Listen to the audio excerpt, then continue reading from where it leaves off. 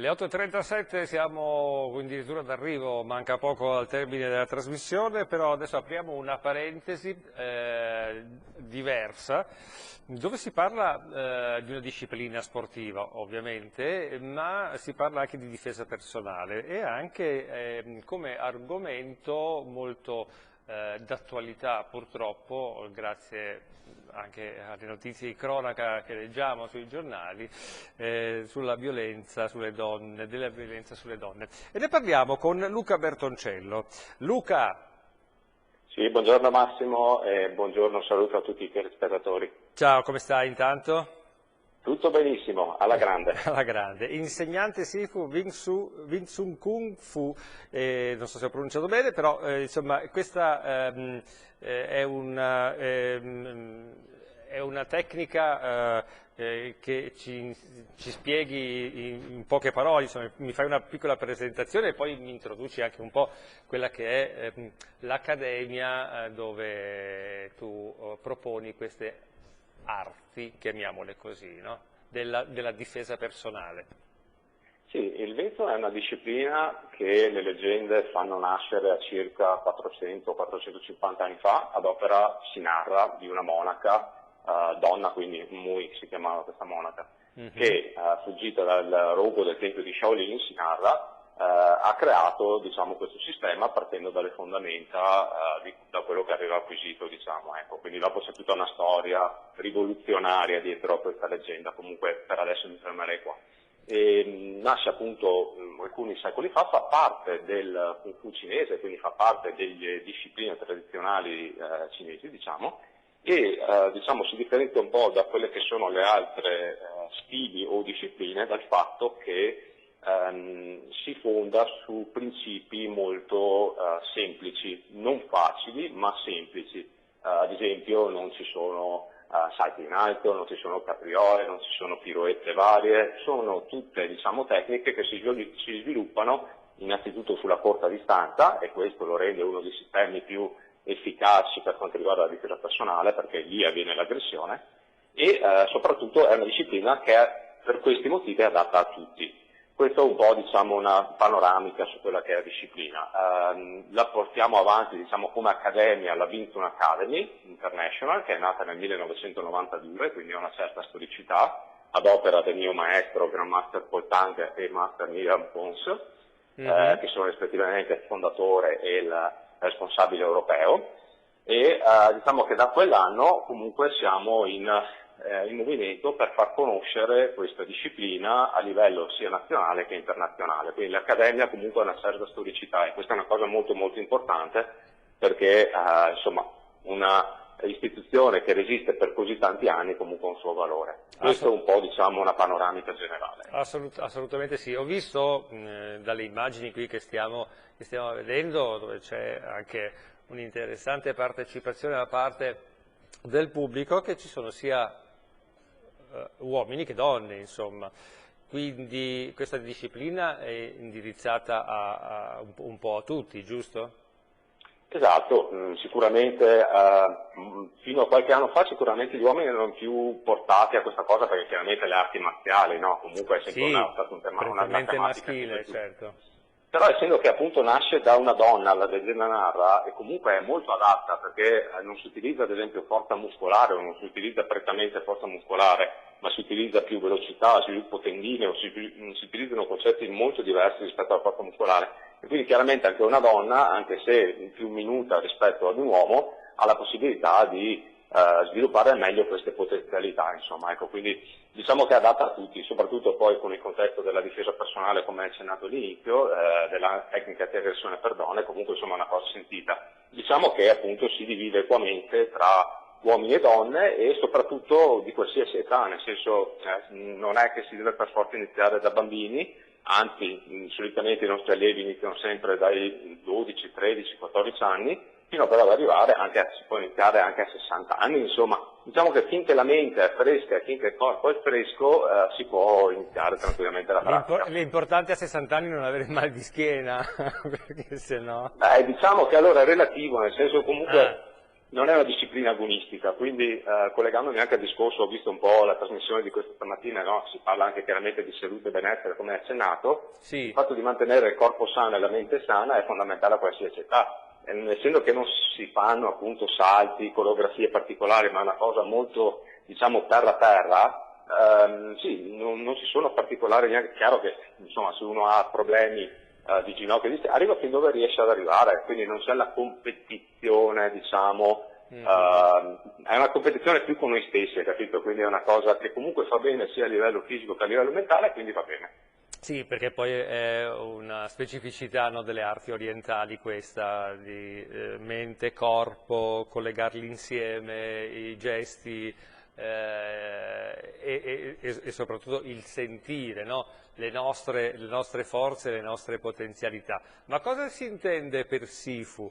Qual è poi la differenza tra maestro, insegnante, istruttore? Io poi là ho visto, mentre facevi degli esempi, uno che conosco, che è Cristian Baggio, che lo voglio salutare, perché è un amico, però voglio dire, ecco, che differenza c'è tra i ruoli?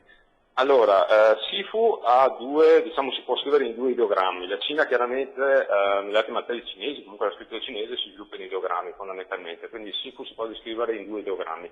Uno, diciamo, significa padre marziale, quindi è quello prettamente, diciamo, marziale, no? Mettiamola così. L'altro ideogramma può identificare un grado tecnico, quindi diciamo ha queste due caratteristiche. Però se lo vediamo sotto entrambi i profili e andiamo a unirli, comunque riguarda una persona che abbia fatto un certo percorso all'interno di una disciplina, in questo caso marziale come vinto, e dopo un bel po' di anni di pratica è arrivato a questo livello, che non è il livello di maestro. Sifu, diciamo, possiamo identificarlo come insegnante.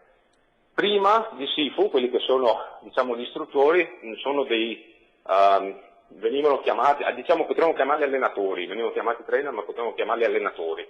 Che differenza c'è? Un allenatore fondamentalmente si può impegnare su quello che è il lato fisico, quindi su quella che è la formazione fisica dell'allievo, mentre un insegnante dovrebbe avere la capacità e anche l'esperienza di poter gestire l'allievo a 360 gradi e quindi andare a sviluppare anche quello che è la potenzialità mentale, quelle che sono altre cose più, diciamo, interne. Maestro chiaramente è quando si arriva al grado di Sifu, con il passare degli anni si arriva al grado di master, di maestro, perché insomma si va avanti. Ecco, il mio maestro Paul Tang, giusto per dire, ha una cosa come tipo 35-36 anni di pratica, quindi insomma diciamo che io sono a metà strada, quindi ne ho ancora un po' di strada da fare. Il percorso è lungo, però è tutto in salita, insomma.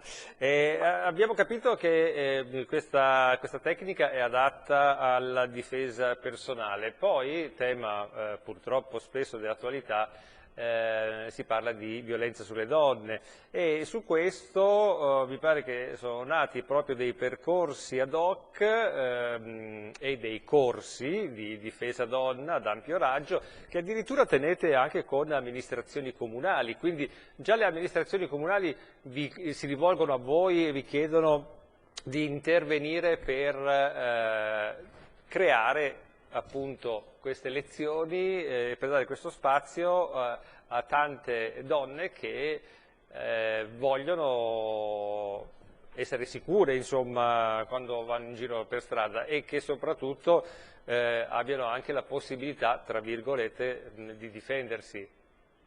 Sì, esatto, è da circa 10-12 anni che teniamo questo genere di lezione, abbiamo fondamentalmente inserito all'interno di questo metodo che abbiamo chiamato Viper, sì, i principi e i concetti essenziali della disciplina tradizionale del Vinto, chiaramente escludendo le forme, chiaramente escludendo tutta quella che è la parte tradizionale, ma mantenendo questi concetti, perché appunto si vanno a adattare al meglio a quelle che sono le situazioni di aggressione da strada di qualsiasi tipo.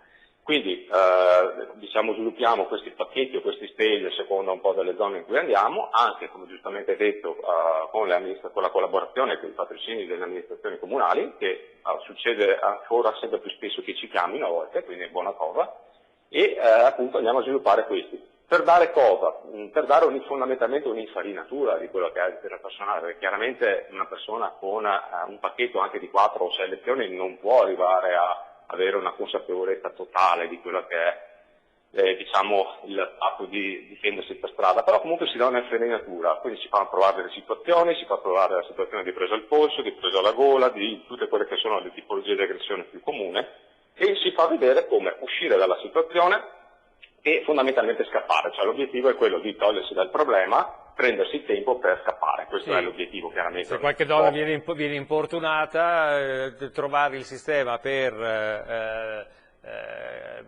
mettere a terra o comunque allontanare il malcapitato e poi scappare e chiedere aiuto da qualche parte, insomma. Chiaro, esatto, esatto. Soprattutto considerando quello che è il lavoro principale di questi corsi, di questi pacchetti, che è il lavoro mentale, nel senso, noi dobbiamo comunque, la prima cosa quando si parla di difesa personale esterna, la prima cosa che dobbiamo fare è quello di saper in qualche modo gestire la situazione, non andare in gelo mentale, quindi non andare in blocco, e cercare quantomeno di essere attenti. Cioè, dopo ci sono tutta una serie di dinamiche che bisogna considerare, ad esempio guardarsi attorno quando sei in uno spazio, avere sempre i sensi pronti, aperti, quindi sono tutta una serie di cose, però fondamentalmente è un pacchetto teorico-pratico completo che facciamo e diamo appunto questa infarinatura di base. Ecco, dopo chiaramente se qualcuno vuole continuare il suo percorso, vuole diventare più sicuro ancora, eccetera, continua con il percorso tradizionale ovviamente. Assolutamente. Quello che invece vorrei definire un attimo è il discorso della difesa personale, come ho detto poc'anzi, esterna da quello interna, perché tante volte si pensa al concetto di difesa personale esterna,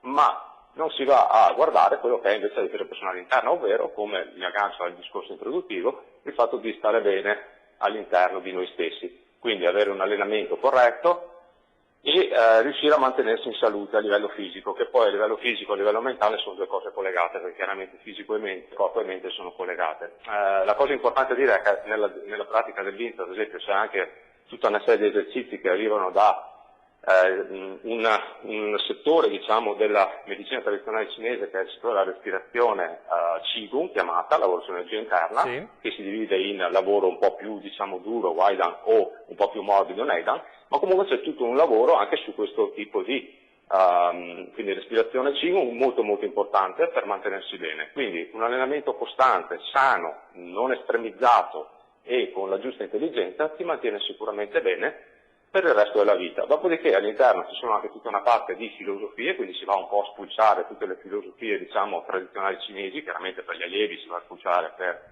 gli insegnanti invece si va a studiare, e quindi si va a interfacciarsi con la filosofia confuciana, taoista e buddista, che nel loro insieme danno appunto un sunto di quella che è una gestione anche della mente molto importante, insomma. Assolutamente sì, beh, sono tutte tecniche che sono utili proprio per stare bene fisicamente, oltre che per difendersi. Anche per quanto riguarda i giovani, poi vedi i casi, no, passati di Colleferro. Qual è la presa di posizione di un insegnante di arti marziali tradizionali nei confronti dei giovani?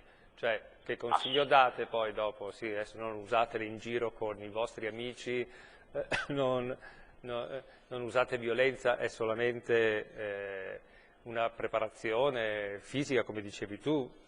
Sì, assolutamente la prima cosa da insegnare ai giovani, ma anche ai meno giovani, è la disciplina, le regole, la ritualità. Le regole non sono le regole stupide, io le chiamo imposte, come sta succedendo un po' più o meno, insomma sappiamo tutti, non voglio entrare nel merito. Parlo di regole di vita, regole comportamentali, ok? Quindi il fatto di appunto avere chiamiamola un'arma, perché comunque quando tu impari un'arte marziale hai un'arma in mano e quindi sapere che devi utilizzarla solo in casi estremi e solo per legittima difesa, chiaramente, quindi quello è in primis. Infatti noi speriamo anche di riprendere dei corsi all'interno delle scuole elementari, medie o anche superiori, dove comunque cerchiamo di far capire quella che è la tradizione marziale, quello che è il rispetto verso il compagno, ad esempio. Queste letture arrivano tutte dal confucianesimo, che è questa filosofia, chiamiamola così, che in Cina comunque viene utilizzata anche adesso un po' in tutte le realtà, anche un po' estremizzata a volte, però comunque noi cerchiamo di utilizzare una visione un po' più gestibile, diciamo, per quella che è la nostra società.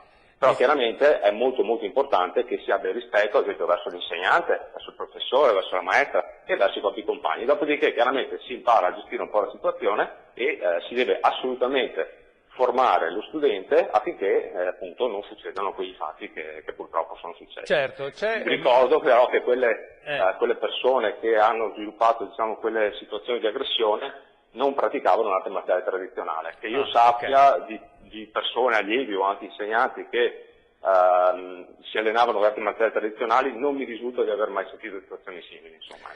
C'è un messaggio di Mauro che dice che un giornalista, tra parentesi, di parte ieri in una nota trasmissione serale, questi ha detto che non si può reagire per un pugno ricevuto. Ricordo a questo soggetto disumano, sempre tra parentesi, che 3 anni fa una donna alla fermata metro di Anagnina a Roma è stata colpita con un pugno ed è morta. Quindi se non si può reagire ad un pugno mortale, quando autorizzati a difendersi da questo giornalista di parte, a difendersi da giornalista di parte magari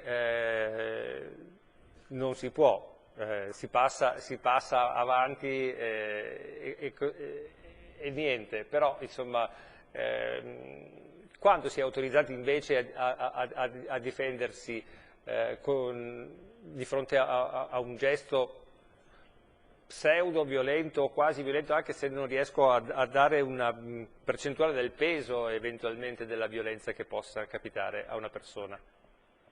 Allora, lì si va in un campo chiaramente anche legale. Diciamo che la cosa principale è che diciamo, la reazione non debba essere proporzionata chiaramente all'offesa, no? Ovviamente. Chiaro che in un contesto in cui una persona è stata aggredita e questo ha reagito con un pugno e diciamo incautamente, tra virgolette, perché adesso voglio dire non è che con un pugno anche sul naso, ad esempio l'aggressore ci resta seco. Chiaramente se questo pugno porta al fatto che l'aggressore perde l'equilibrio e sbatta la testa per terra, questo è un altro discorso. Adesso io non ho ben preciso il fatto che è un fatto di qualche diciamo che allora là va tutto proporzionato, nel senso, io dico sempre anche alle donne quando ci aggrediscono, anche ai miei allievi, se trovate uno in strada che con un coltello vi chiede i soldi, vi chiede il portafoglio, dico sempre dategli il portafoglio, perché potreste anche disarmare una persona con un coltello volendo, io sarei anch'io in grado di disarmarlo tranquillamente, però cosa succede? Succede che se questa persona è incapace di usare il coltello io rischio di tagliarmi il tendine, quindi non poter più utilizzare il mio tendine. Quindi bisogna sempre considerare quelli che sono i vantaggi dagli svantaggi. Chiaro che come a una donna, se è in un tentativo di violenza, di stupro, è ovvio che deve reagire, perché dopo, anche se succede che questa donna ferisce o crea problematiche all'aggressore, è sempre meglio, come si dice, no?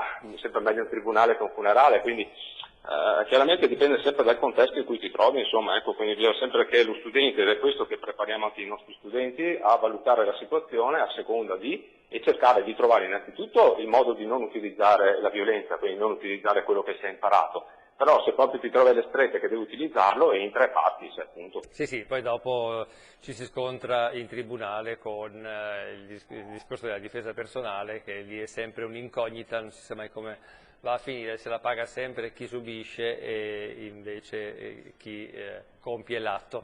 Ma a parte questo, io ti devo salutare e innanzitutto ti voglio ringraziare per questa chiacchierata e per aver portato in onda a Canale Italia anche questa disciplina. Hai qualche ringraziamento da fare? Vuoi darmi qualche informazione? Vuoi dare qualche informazione al nostro pubblico se vuole mettersi in contatto con voi per domande, per capire come fare, per iscriversi? Non so, dimmi tu. Allora, noi abbiamo un sito internet dove si possono trovare informazioni, che è un sito internet, diciamo, dell'Accademia Internazionale, che è www.bta-i.org, e questo è, diciamo, il sito dell'Accademia. E lì trovano tutte le informazioni. Sì, dopodiché abbiamo tutti i canali social, quindi abbiamo anche la pagina di Facebook di Info Academy Italia, chiaramente, anche se qualcuno vuole mettere like volentieri, così facciamo andare su anche la pagina, e dopodiché abbiamo chiaramente i nostri nominativi su Facebook, sia Luca Bertoncello, sia anche il collega che hai citato, che saluto, Sifu Tambaggio, che è un collega di lunga data, diciamo siamo i più anziani dopo il maestro e Master Pons, siamo i più anziani della scuola.